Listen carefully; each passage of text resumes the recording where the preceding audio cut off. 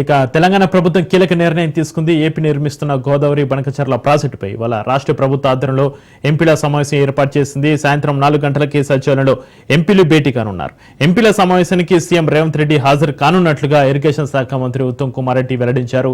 Irrigation మంత్రి ఉత్తమ్ ఆధ్వర్యంలో ఎంపీల భేటీ కొనసాగనుండగా ఇప్పటికే రాజ్యసభ, లోక్సభ ఎంపీలకు ప్రభుత్వం ఆహ్వానం పంపింది.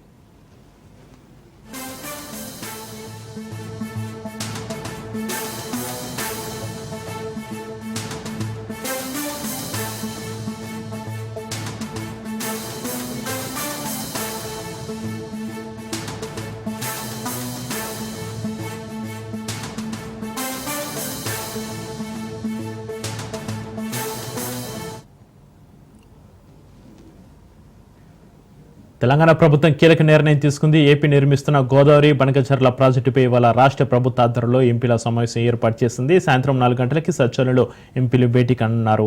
ఎంపీల సమావేశానికి సీఎం రేవంత్ రెడ్డి హాజరు కానున్నట్లుగా ఇరిగేషన్ శాఖ మంత్రి ఉత్తమ్ కుమార్ రెడ్డి వెల్లడించారు. ఇరిగేషన్ మంత్రి ఉత్తమ్ ఆధ్వర్యంలో ఎంపీల భేటీ కొనసాగనుండగా ఇప్పటికే రాజ్యసభ, లోక్సభ ఎంపీలకు ప్రభుత్వం ఆహ్వానం పంపించింది.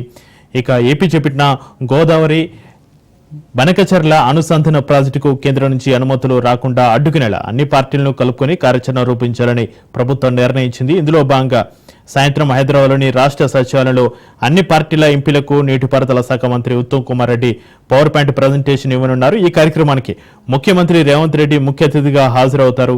ఈ మేరకు రాష్ట్రానికి చెందిన లోక్సభ, రాజ్యసభ సభ్యులందరికీ ఆహ్వాన లేఖలు పంపినట్టుగా తెలుస్తుంది. కేంద్ర మంత్రులు కిషన్ రెడ్డి, బండి సంజయ్లకు కూడా గౌరవ అతిథులుగా ఆహ్వానించడంతో పాటు మంత్రి ఉత్తమ్ వారికి స్వయంగా ఫోన్ కూడా చేసి మాట్లాడినట్టుగా తెలుస్తుంది. బనకచర్ల ప్రాజెక్టును గట్టిగా ప్రతిఘటించడంతో పాటు కేంద్ర జలసంఘం అనుమతులు ఇవ్వకుండా ఒత్తిడి తెచ్చేందుకు ప్రభుత్వం కార్యాచరణ రూపొందించిందని మంత్రి ఉత్తమ్ కుమార్ రెడ్డి తెలిపిన పరిస్థితి.